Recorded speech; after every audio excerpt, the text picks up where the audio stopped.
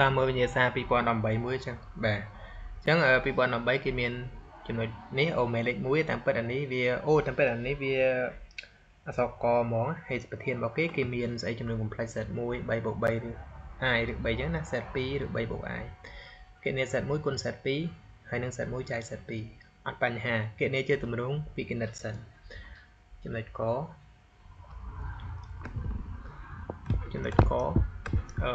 គណនា set 1គុណឲ្យ set 2និង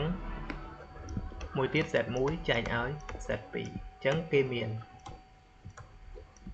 set 1មិញតាមខ្ញុំចាំឬ3បូកជាមួយនឹងស្អីគេយ៉ាច្រឡំ3ឬ 3i គេណាអានេះ3ឯណា3បូក3ឬ i 3i ឬ 3ច្រឡំប៉ានេះណាអូខេ set 2ឬ3បូក i មក set 2ឬ3បូក i អញ្ចឹងយើងពេលយើងគណនា set 1គុណជាមួយនឹង set 2អញ្ចឹងសេធម្មតាសេ set 1មកវិញមក3i ឬ3 set 2ឬ3បូក i ចាំតែមួយរឿងឬ3គុណ1ឬ3ស្មើ3 i ការ៉េស្មើដក1ប៉ានេះអូខេបាទហើយអញ្ចឹងសេលេខ3សិនមកហើយទៅសេឬ3បូក i មួយទៀត 3i ឬ3ទៅសេឬ3បូក i វិញមកអានេះគុណទៅបាន3ឬ3បូកជាមួយនឹង 3i មកដុំអាមួយនេះគុណទៅបានឬ3គុណឬ3 3 3ដង 9 9i ដក i ការ៉េណា i ការ៉េដក1អញ្ចឹងដក3ឬ3អាមួយនេះអស់អញ្ចឹងនៅសល់ស្អីគេ 3i បូកនឹង 9i អញ្ចឹងឯងពេលណា 3i បូកនឹង 9i វាទៅជា 12i អញ្ចឹង set 1ថែមឲ្យ set 2បានដក 12i ដក 12i បាន 12i និយាយខុស set 1ចែកឲ្យ set 2 okay. set 1នៅលើ set 2 set 1 3i ឬ 3 អញ្ចឹងឯង set 2ឬ3បូក i មើលរកវិធីអីដាក់វាអាចមានវិធីសម្រួលគ្នាកើតអត់មើលបើសិនជាយើងចង់ឲ្យឬ3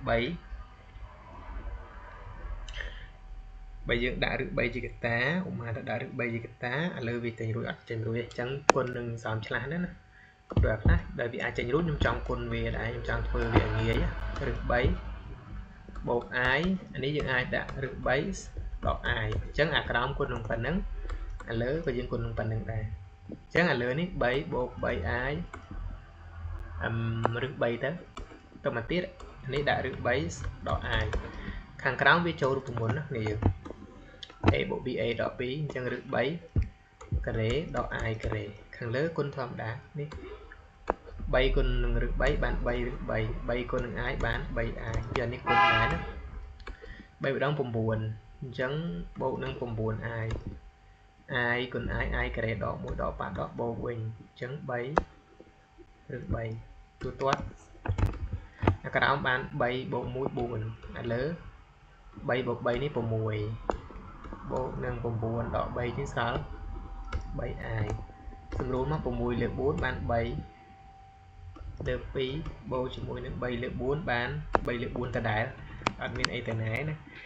ចឹងយើងអាចដាក់ប៉ុណ្នេះទៅ6លើ4 3លើ2អញ្ចឹងឯងដល់ពេលអាមួយទៀតស្អីគេអាមួយទៀតនេះគឺ3លើ4អានឹង3លើ4យើងទុកវាវិញដដែលទៅបាទតែបើយើងទុកទៅប៉ុណ្ណឹងជុំខ្ញុំឆ្ងល់ថាវាបាត់ឬទៅណាអូអានេះ6ស្អី6ឬ3មានអីសម្រួលកាបាទនេះ3ឬ3បាទ3ឬ3លើ2ហើយនឹង3លើ2 3លើ4អាអូអានេះ3អូ6ដែរដែរវាខុសបាទនេះ6អញ្ចឹងបើ6វាទៅជាអានេះ3ឬ3លើ2បូកជាមួយនឹង3លើ 2i នេះអូខេថ្ងៃនេះធ្វើវីដេអូច្រើនពេលអញ្ចឹងទៅចង់ error បាទអូខេ9ដក3សល់6តែ9ដក3សល់3ណាបាទអូខេទៀតសរសេរអានឹងជាទម្រង់ត្រៃកោណមាត្រអញ្ចឹង z1 គុណនឹង z2 ហើយនឹង z1 លើ z2 ជាទម្រង់ត្រៃកោណមាត្រអូខេចំណុចខ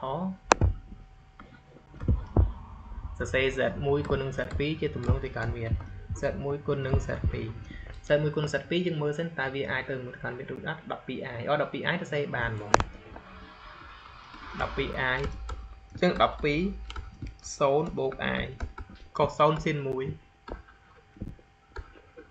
ផាយលើ2ទៅសេអញ្ចឹងហ្មងណាអូខេZ1 នៅលើ Z2 Z1 លើ Z2 បើសិនជាយើងទៅសេទៅជាក្នុងទៅកាន់មានយកអានេះមកសេហ្មងខ្ញុំគិតថាវារៀង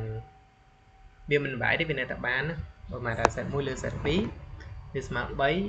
ឬ3នៅលើ2បូកជាមួយស្អីគេ3លើ 2i បើយើងដាក់3លើ3ជាកតាមើលស្អីគេឬ3លើ2បូកជាមួយនឹង1លើ 2i អញ្ចឹងឬ3លើ2អីគេកុស3ឬ3លើ2កុសផាយលើ6 i ស៊ីនកុសផាយលើ6ដែរពេលយើងចង់លើកវាជាការ៉េលើកវាជាការ៉េ3ការ៉េអានេះវាកុស2គុណផាយលើ6វាឡើងផាយលើសល់ផាយលើ3ផាយលើ3ខ្ញុំកាត់ទេណាដោយសារខ្ញុំគិតថាយើងយល់ហើយអញ្ចឹងវាទៅជា9 cos ផាយលើ3បូកនឹង i ស៊ីនផាយលើ3បាទអញ្ចឹងមិនដែរបាទតើពេលយើងទៅស្អីហើយបានប៉ុណ្នេះហើយវាជាមានអីណាគ្នាយើងអូខេអញ្ចឹងសម្រាប់លំហាត់បាក់ឌុបឆ្នាំ2018ងាយៗប៉ុណ្ណឹង